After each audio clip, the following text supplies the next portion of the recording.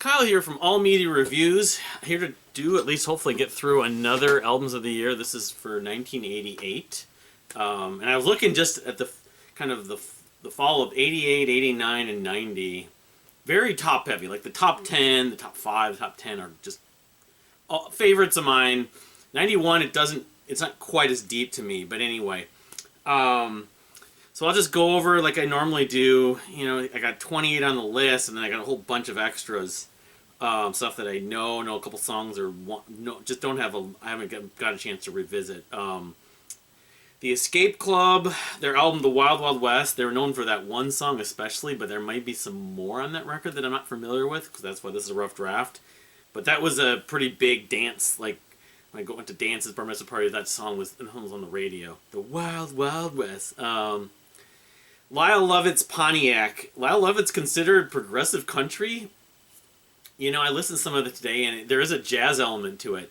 And he's a different kind of singer, but he's not a terrible singer, but it's more narrative. So it does kind of have a little bit of a Nesmith element to it. But anyway, Cardiacs, A Little Man and a House, and The Whole World Window. I wishlisted all the Cardiacs albums a number of years ago, and I want to like them. And again, they're a little bit like Sleepy-Time Gorilla Museum, where I wish I could like them more than I do. But I know a lot of people love this record. I think this was like their second or third record. Another band that I've wanted to get into, I haven't really invested and disciplined myself, the band Death. Their second album, Leprosy. Progenitors of like progressive death metal. You know, R.I.P. Chuck Schuldiner. But anyway, that album is a loved album. One of their best records, Leprosy. Sade's Stronger Than Pride has the hit Paradise, like her third record, I think. Not quite as big as her previous two, but still known and a favorite. When in Rome, the self-titled album, I don't think they ever did another record, but it had this pretty big hit. I have a huge amount of nostalgia for it. The fall of '88, when I was in 7th grade and doing preparation for my bar mitzvah and everything like that. With the song The Promise. Of course, that got maybe most well-known in the last 20 years. Really, it's most well known now for the end of Napoleon Dynamite, where they're playing tetherball and everything. But no, it's a great song. It's featured by Professor Rock, and I have not heard I've heard like a couple other songs on the record, but I haven't gotten around. I want to buy at least the single someday on vinyl. Erasure's The Innocents. That's another one that it had one huge hit, and then I know that because Jake Rude has played. He's played A Little Respect. That's the one. That song and a couple other songs by Erasure. I just remember that song was massive. But anyway, I haven't heard the whole record. Prince, yeah, A Little Respect. I should probably write that down right now so I know if I do this in a year to know that's one to remember. Prince's Love Sexy. I don't know it, but it does have a song called Glam Slam, which there was a club here that later became known as the Quest that was and then became Epic after that. I saw Kimbra and Gortia at that venue, but not around really anymore that I'm aware of. It's used for other things, but anyway, it was like the kind of in Twin Cities and Minneapolis, kind of the alternative to First Avenue, even though First Avenue you see in Purple Rain, but.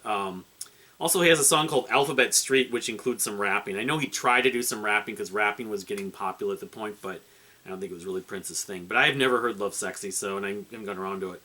Brian Wilson's self-titled album, again, haven't gotten around to it. I see it frequently used. Mekong Delta, one of the earlier sort of technical thrash metal bands. Their album, The Music of Eric Zahn. Johnny Hates Jazz, which... They had the album Turn Back the Clock, which had the song Shattered Dream. Another, like the Escape Club and When in Rome, I need to listen to the full record. I think I could probably enjoy many other cuts on it. Toto's album, the 7th one, which includes Pamela, they did live when I saw them a little over a year ago. They were here again. They played 99. They played they did another tour, and I missed that tour, unfortunately, but... Anyway, they didn't do 99 at the show I saw in 23, but they did one just a few weeks ago at Mystic Lake. Was Not Was, the album What's Up Dog, which features the song Walk the Dinosaur. The song titles on this album are hilarious. I really want to listen to more of it. It's kind of New Jack Swing-ish, I guess. This is in '88 was when New Jack Swing was starting to really get popular, that style. DJ Jazzy Jeff and the Fresh Prince. He's the DJ and I'm the rapper. It's like only a year later, maybe, or less than 2 years later, Will Smith would go on to be on Fresh Prince of Bel-Air, of course. But this has the big hit, Parents Just Don't Understand, and then Nightmare on My Street. There's some more songs on that album that I probably would remember if I got around to checking it out. Lita 4 is Lita, which features the duet with Ozzy Osbourne, Close My Eyes Forever. The Bangles, Everything has the song Eternal Flame. They had, a couple of years before that album that had Walk Like an Egyptian and everything like that. But, and then Information Society, the self-titled album, which includes, I think it had a couple hits, but the one I know is What's on Your Mind, Pure Energy, which samples the Spock from Star Trek, little line, Pure Energy. But also the song Walking Away. So number 28, going on the list finally after that whole long list of non-ranked. Bon Jovi's New Jersey, which includes Lay Your Hands on Me and Bad Medicine. Number 27, Karen White, the self-titled debut album, which Secret Rendezvous is the biggest hit, The Way You Love Me, rather, and then Family Man, which has kind of a Janet Jackson vibe to it. The biggest thing. It's a good album beginning to end, though. I just have it that low. It should probably be a little higher. Public Enemies, It Takes a Nation of Millions to Hold Us Back. I was into that period of rap. I mean, I like the Beastie Boys. I like NWA and Public Enemy.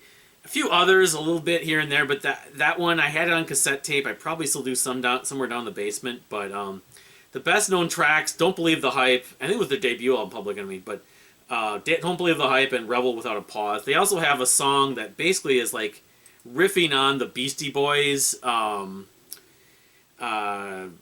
for a Right to Party. It's like a play on words, like it's almost the same title.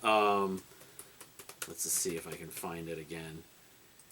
I bought the tape. Takes a nation of millions to hold us back. Party for your right to fight. I mean, yeah, it was sort of just a response like, oh, we can write the same song and do it in our version or something. But anyway, Public Enemy, number 26. Number 25, Weird Al Yankovic's Even Worse, which has the second or third Michael Jackson parody he did with the song Fat. He did the video where he was wearing the large suit and everything. Number 24, New Edition's Heartbreak, which I know it came out the same day as Bobby Brown on my birthday in 1988. It would have been my 12th birthday. But that was produced by Jimmy Jam and Terry Lewis, I guess. But anyway, Bobby Brown had left New Edition at that point, and then they later changed or formed a new group called Belle Biv DeVoe and everything. But number 23, Living Colors Vivid, which the huge hit, Cult of Personality. But there's a lot of other kind of cool songs that are very funky. A song called Desperate People, for example, has a crazy riff on it. Very funky, very poundy, very energetic and soulful at times. I mean, it's all black dudes doing some heavy hard rock or metal.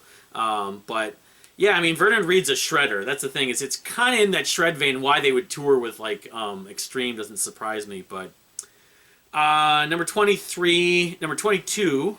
I finally have a physical copy to show. You got Eddie Money's Nothing to Lose, which include the services of one Kevin or Kai Gilbert. I believe his name's on the back here, but I don't know if it's under Kai or Kevin.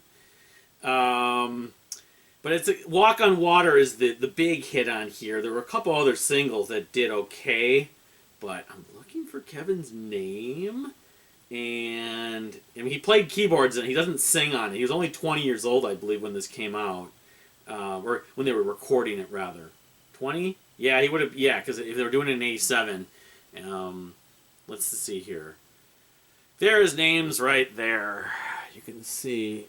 Anyway, and I've got the single, of course. But yeah, Walk on Water is really the single. That's the track you think of this most. I mean, it's a Kevin album, so I have to kind of appreciate just for that reason. But yeah, I mean, what was the other couple? Love in Your Eyes.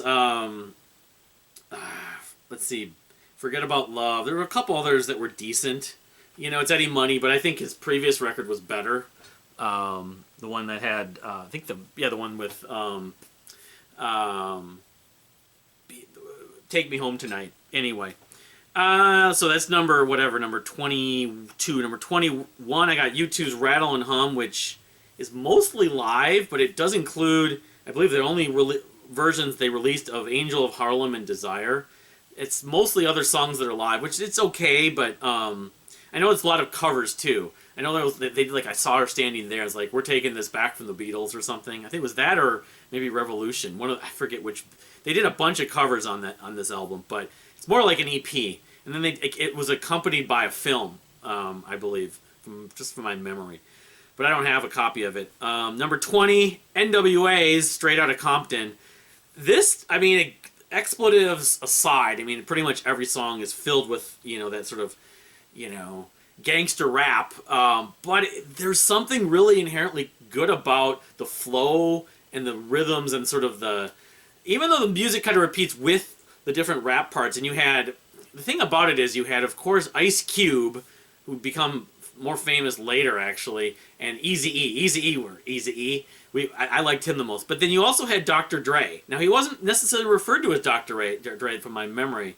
And you also had, like, MC Ren and everything, but songs like Gangsta Gangsta, it reminds me of Paul Revere by the Beastie Boys. The title track, F the Police. It was a fun record. It's super nostalgic for me. And between that and the Public Enemy album, I like that one more. Now, the follow-up Public Enemy, I think, is better than both of them. But anyway, NWA Straight Outta Compton, really great, very influential, formative rap or hip-hop rap record. Stuff I've listened to now way ahead of any, like, most hip-hop of the last, other than maybe, other than a couple exceptions, like Immortal Technique or something like that. So number 19, REM's Green, which, again, they're starting to become more mainstream. Songs like Orange Crush, World Leader Pretend, there's a band I actually like with that name. And, of course, Stand, that was everywhere. I think it was the year after, in '89. I remember that video being plastered. I heard that. A lot of my friends would stand in the, but yeah, it's a decent REM record. They did better, but it's better than the last one from my experience. I have more nostalgia for it, of course. So number 18, I'm going to borrow the wife's copy again. The debut album from Bobby Brown, which between this and New Edition album, New Heartbreak, I like this record more because it has more hits. Don't Be Cruel, My Prerogative was massive. Every Little Step, and what's the other one? There's one other that was just really big. I don't know if I wrote it down. I think that was it. But he was huge. He was bigger to me. He almost was bigger than the New Edition in some ways. But anyway, my wife loves him. Number 18, Bobby Brown, Don't Be Cruel. And of course, nothing to do with the Elvis song, number 17, I don't have a copy of, although I had burned a copy at least. I thought I did. Santana's Viva Santana, which is really like a compilation, like mostly live and some alternate versions, a few studios. It's got a lot of his hits, Black Magic Woman, Oyo Como Va, Evil Ways. But I know there were like a lot of jams and like jazzy elements. A lot of it was kind of fusion-y, but I haven't listened to it in probably 20 years. But I got it from the library. I was like, I haven't listened to that much Santana. I want to hear more. And this was the compilation. It's a compilation, though, technically. So number 17. So I hope I have the numbers right here. I may have to just say that was number 16. 13, 14, 15. Yeah, actually, that's number 16. So this is actually, everything's up by one. So that's number 16, technically, unless I deleted one. I hope I didn't. So number 15... Well, I don't have my cover or the CD, but I have the back. Helloween's Keeper of the Seven Keys Part 2, following up Keeper of the Seven Keys Part 1, which features the epic. Again, power metal, early power metal, but with some prog elements, the title track, Keeper of the Seven Keys. And then it holds like a hit like Why Want Out, Eagles Fly Free. I don't know if I like it as much as the first one. But I mean, they're pretty close to equal, the two of them, and again, I hear the influence that they had on Anger and Andrew Matos especially, and I still appreciate it. I mean, power metal is very hit and miss. A lot of it to me is derivative and boring, major keys. But Helloween, because they were kind of one of the founders of the genre, I have a little bit of an exception for. But I don't love a lot of their. I haven't spent time with a lot of their stuff. Just these were the two. They had the coolest titles, the coolest artwork. So Keeper of the Seven Keys Part 2, number 15. Yes. So number 14, we see Roxette. And this is not their debut album, this is the second album, R.I.P. Marie Fredriksson, Look Sharp, which features the two big hits, It Must Have Been Love and the Look, or I think it's The Look. I don't know if there was like a Jethro Tull thing when they did this whole newspaper thing, but yeah, I mean, it's pop music, but some of it is pop rock. You know, some of these other songs like View from a Hill, Shadow of a Doubt, Dance Away, they're pretty good. She's got a great voice. I had a really huge soft spot. I had a crush on her too, Marie Fredriksson. But the thing is, I always meant to buy this thing on cassette tape. I never did for like years. Then I was going to buy it on CD, and I never bought it. Even though I was at Sam Goody in the summer of '93, but I finally got the vinyl, of course. But yeah, Roxette, and the follow-up they had with the one or two hits on it as well. So they weren't done, but that to me looks. Look Sharp, which has nothing to do with of course, the Joe Jackson album, Look Sharp. Something like that. The Joe Jackson album is a very similar name, if it's not the same. Is to me the Roxette album I think of most. Even though they have a lot of records I've never really heard, so I probably owe it to myself, just like Aha and a lot of bands like that that had that one well-known record, and then afterwards the radio stations and Top 40 didn't really pay as much attention to them, like Friday Night Videos and MTV. Anyway, number 13, I don't have a copy of, and I don't know if my wife does, which is just really surprising. But Paula Abdul's debut album, Forever Your Girl, was just filled with hits. It was everywhere. We haven't heard it as much in the last 20 years, but in the late 80s, early 90s, Paula Abdul was almost as big as Madonna. And this album just straight up, cold-hearted, opposites attract. The Way That You Love Me and Forever Your Girl. All of those were like top 10, top 5. Some of them, a couple of them were number 1. I always loved the video for Opposites Attract. It's well-written pop music. Yeah, I can't really say a lot more about it, but it's an album that if you like pop music from the 80s, it's essential. It should be talked about more. I would contend that she belongs in the Rock Hall probably more so than even Cyndi Lauper. Not just because she was on American Idol. Everyone knows her from American Idol. No, just for her early music. And this specific album, actually. And of course, she was a Laker Girls before that, but no. Number 13. Number 12, Iron Maiden's Seventh Son of a Seventh Son. The 7th Iron Maiden album. So I listened to this the other day, and this is kind of the last of sort of the peak 80s essential sort of required listening Maiden records. And it is really good. The title track is the best part of it. That's the proggiest. My feeling isn't that different about it with Maiden, where I find like their best tracks are great, but the albums kind of wear thin because of the style kind of repeats. And Dickinson's vocals are just, there's a limitation for me.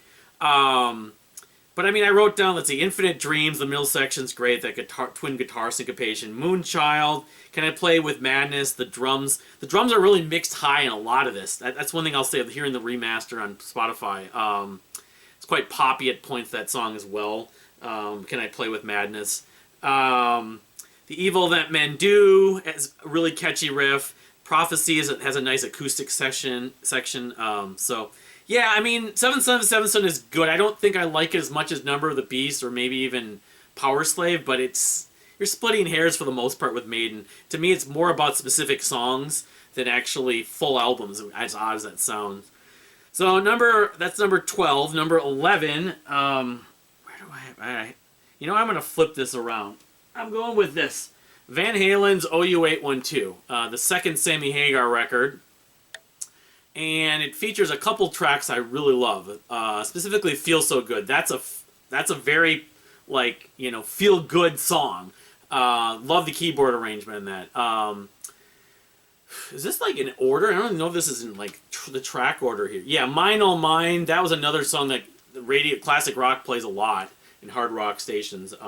Cabo Wabo is the longest song on here. It's like 7 minutes. Finish What You Started, of course, the tapping technique, which he had done more tapping way before that, but I always think of, there's a Pain and Salvation song called Night Mist that sounds exactly like it, where you know, but it's catchy. It's more acoustic sounding. I appreciate that. When It's Love was also another sort of pop rock standard in the Sammy Hagar, the Van Hagar era. But I've always liked OU812. I don't like it as much as 5150, but I don't know. I think after 5150, the 3 records with Hagar are all about equal, and this is no exception.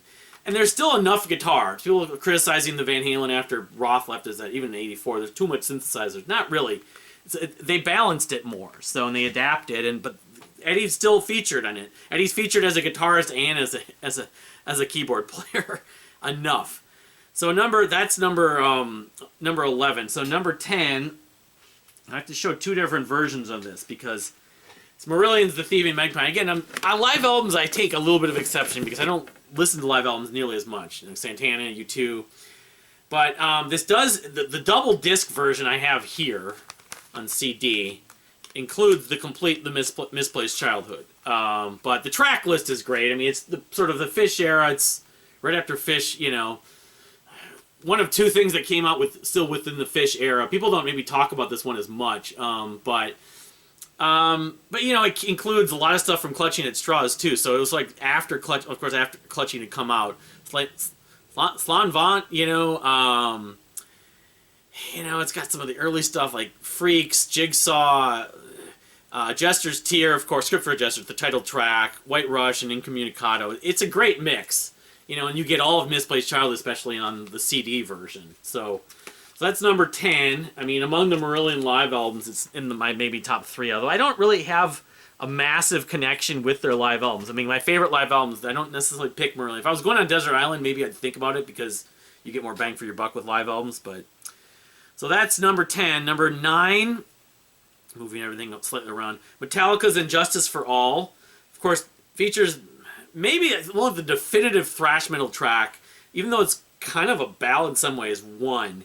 I know the whole story about with the influence behind it, about this guy, it's called Johnny Got His Gun, who was a World War I soldier who lost his arms and legs from an artillery shell, and he wakes up and he's, you know, he can't do anything. He's a prisoner to his body. But yeah, I mean, I've always liked One. I mean, I have a lot of history with listening to Metallica over the years, but I've always known One, always liked One. And the real thrashy fast section just always works for me. You know, and Hetfield's impassioned vocals still works. Blackened's another one. A lot of people prefer Blackened over One. The title track is pretty good. It's a little bit long to me. But, of course, this is the first album after Cliff Burton had passed away, so I think some of this was inspired naturally by the loss of their original bandmate and friend. You know, and then the songs like The Frayed Ends of Sanity has like a Wizard of Oz part, that march even references. Harvester of Sorrow. I feel like the second half of the record isn't quite as good, but it's still decent. Harvester of Sorrow, To Live Is to Die. More so, it's kind of like similar. A lot of the songs have a similar kind of style to them. And To Live Is to Die, the ending is instrumental. I wonder if that was inspired by, you know, Cliff, because Cliff was so involved in those, the Call of Cthulhu and Orion and stuff like that. You know, and Dyer's Eve has like an arpeggio that reminds me of Rush, but it also sounds like something off Ride the Lightning. So, I mean, the production is maybe a hair better, you could say, from Master Puppets or especially Ride the Lightning, even listen to a remaster. But, no, I mean, it's kind of a continuation to, you know, aside from the fact, obviously, you have Jason Newsted, although the whole thing was that, did he actually write any of the bass parts? I don't think he did. How much he even plays on this, I'm not sure. I know there's a little controversy. Please Don't Shoot the Messenger. You know, very peripheral Metallica fan here, but with Jason Newsted and that album especially. So, all right. So, flipping everything down. So, next, number 8, another live album, Pink Floyd's Delicate Sounds of Thunder, which is a lot of stuff from Momentary Lapse of Reason, including on the Turning Away, which I forgot to mention, the 87, one of the best songs on that album. It has some of the stuff from, like, The Wall, Dark Side. It doesn't have any great, like, deeper tracks. It has One of These Days, but still, it's Pink Floyd. It was a classic live album, and I knew it sort of when I got into them, but I never bought it. I never even bought it on tape, actually. There were so many live Pink Floyd recordings available. So that's number 9. So if I'm doing this right, I think it's number 8.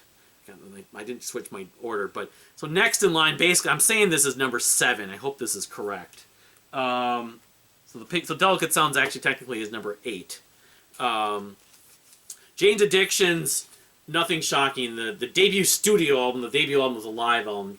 That came out the year before, of course, but features like Mountain Song, which is, my friend used to compare that to Black Sabbath. I don't know if I would do that, but I love the riff and the sort of stomping, going down a hill kind of thing on that song. The riff is just headbanging. Summertime Rolls, Idiots Rule, Jane Says is a poppy track, of course. Maybe the most well-known Jane's Addiction song. That or Ben Caught Stealing? Yeah, probably. One of those two. But Up the Beach, Ocean Size. I think Ocean Size is on this. Ted Just Admit. I mean, there's a few experiments on this record, but well, maybe not. Ocean Size might be on the record after this. Anyways, I'm not going to get in trouble by the... But yeah, of course, nothing shocking. You know, it was shocking, or wasn't maybe there was trying to be shocking. But Jane's Addiction, I'm not a massive fan, but I'm a big enough fan, and I've always liked that record. And anyway, that's number 7. So now we get into the real cream of the crop. I was talking about top heaviness. I mean, all these records in the top 10, I like to love, but Crimson Glory's Transcendence, the second album from Crimson Glory, Florida. Early prog metal, slightly little power metal elements. 3 of my favorite tracks on here: Lady of Winter, Painted Skies, and Lonely. She wakes up to another day and everything's going wrong.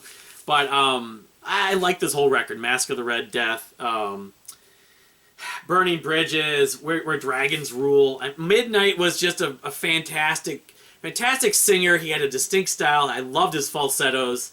It was kind of cheesy, but it never overstayed its welcome, and there was just something unique about them. And they have a new record that's coming out. Midnight, of course, R.I.P., but with a different singer. But Crimson Glory, for a short window of time to me, were a special band, and this is their peak, Transcendence. If you like early prog metal, have never heard this, you need to hear it. This is their best. The debut's good, the one that follows are okay, but Transcendence, where it at from 88, so anyway.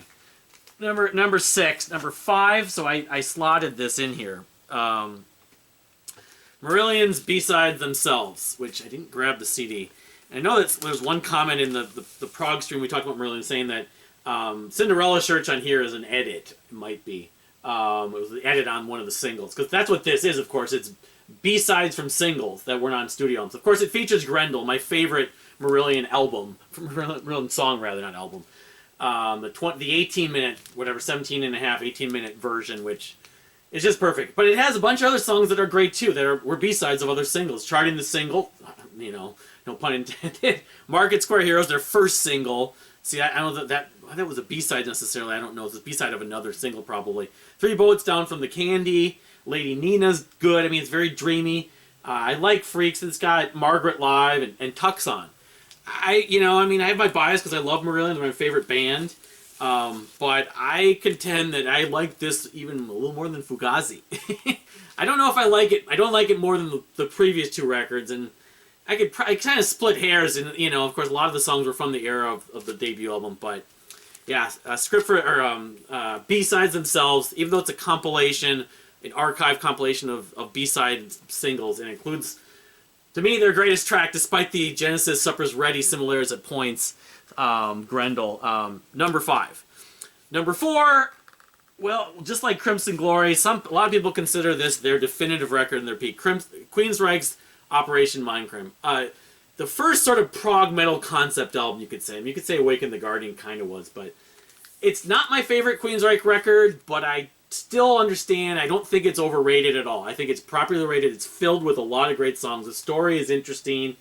It doesn't overstay. It doesn't get too cheesy or overstay its welcome. If I go, my go-tos, I don't know. I Don't Believe in Love. Eyes of a Stranger's always been a favorite. That ending is very epic and peak. Initially, The Need of Lies. This is one of the first things I bought from Queensryche, and that was like one of the songs I got into most. What is it? Sweet Sister Mary, I once played on the radio. That's 10 minutes and 41 seconds. Breaking the Silence is great. The riff is really great in that. Spreading the Disease. The lyrics are weird, but, it's about a guy, sort of a government takeover and that kind of thing. Revolution Calling, Operation Mindcrime, the title track. Revolution Calling, sort of an anthem, a Queensryche fan anthem. So, well, everyone, a lot of people know this album, but it's a classic. It's maybe the first sort of, when you think about progressive metal and the beginnings of it from an album standpoint, it's the one they think of most, even more than Awaken the Guardian. It's super important for concept albums, the history of modern prog for the last 35 years. So, and I still really appreciate it. Number 4, Operation Mindcrime from Queensryche. Number 3, of course, technically it might have been released to friends and promos at a couple of shows they did, but they weren't even a formed band really until '88. Giraffe's debut album, The Power of Suggestion. Now, I've talked about this extensively, if not ad nauseum, in a number of other videos, but that goes back a ways. I talked a little bit about it in one of the Thud Tracks videos, but I mean, it has earlier versions of Image Maker, but it has Because of You, of course, and I kind of lean toward. I've mentioned, I think this is my favorite version, the Giraffe version of Because of You, but I love the Because of Me, you know, the Shrug on Thud, of course. I mean, there's a bunch of other songs I would. I mean, This Warm Night's one of the staples. They did a video for that. You know, New Patriots, Everything Are in Every Line. The Last Thing on Your Mind is catching. You know, Kevin was singing a little higher still at this point, and I mean, I've grown to really love this record more than when I initially liked it, but I felt like the follow up was better. Clearly better. And it's a concept album because it uses samples. There's like the thing from like Donald Pleasance on here, and it also has The World Just Gets Smaller. I forgot. He does a version of that of course, on the Nuts and Bolts compilations, but that version I've always liked as well. And of course, this version, it also includes the 11th hour mix of Because of You, which is that I talked about that in the Shrug video, the Thud Tracks video for Shrug and Because of You. I love the kind of remix dance elements with they interlace a couple of This Warm Night and that song and one other track. But yeah, I mean it's Kevin Gilbert, and it's a pretty big step up if you compare it to his previous work. Really, his own stuff would have been NRG. I like NRG, but I like, from a production standpoint, a songwriting standpoint, I like this album. It's a big refined, better musicians. You know, I mean the guys in Giraffe I like more. So they were originally going to be C Spot Run, but it's a lot of the same members, and they just changed their name. It did not have Robert Ferris, though. Robert Ferris was involved in maybe some of the songwriting on it. So that's number 3. Number 2, another debut album, and '88 was a big year for debut albums. Karen White and how many others? NWA, I believe. Bobby Brown. So, and Jane's Addiction Studio. But King's X is Out of the Silent Planet. You know, technically this was the King's X debut album because they were sneak preview when they put out that album in '83. But it's a classic. They completely reinvented their sound with the drop D tunings. I love so many songs on this album. I mean, the first 4 albums, this is with Sam Taylor, are just classics to me. And this one is a little less is more. It's not as long, but songs like Goldilocks, of course, is a live staple. King, What Is This? Shot of Love. They reference that later with the artwork. See the bread, see the wine. Visions has become a live staple. It's heavy and riffy. Power of Love, Wonder. Sometimes they did Some Time later, but Out of the Silent Planet, of course, is a reference to a Lewis Carroll story, I believe, or a chapter in one of the Lewis Carroll books. But anyway, yeah, love Out of the Silent Planet. This is the first pressing, but I love King's X. I'm a King's X fanboy, so go figure. So number 1, I mean, it's splitting hairs, but I can't deny my love for this Fates Warning album, No Exit. Ray Alders, the introduction of him as a singer, he never did more high, ranging falsettos. The Ivory Gate of Dreams is an absolute prog metal masterpiece. They one up Queensryche in some ways, because I like this album a little bit more than Operation Mindcrime, but then the first side has songs I enjoy too. Silent Cries, Anarchy Divine, Shades of Heavenly Death even. But I mean, if you've never heard this, or you want to hear some prog metal from the 80s, the Ivory Gate of Dreams is, to me, it's like almost taking what Rush did with Hemispheres or Cygnus X1 and sort of one-upping and making it sort of thrashier, but with a singer who has even more range. Of course, Quietus was released like as a single, is on that compilation. I think it was on as a single.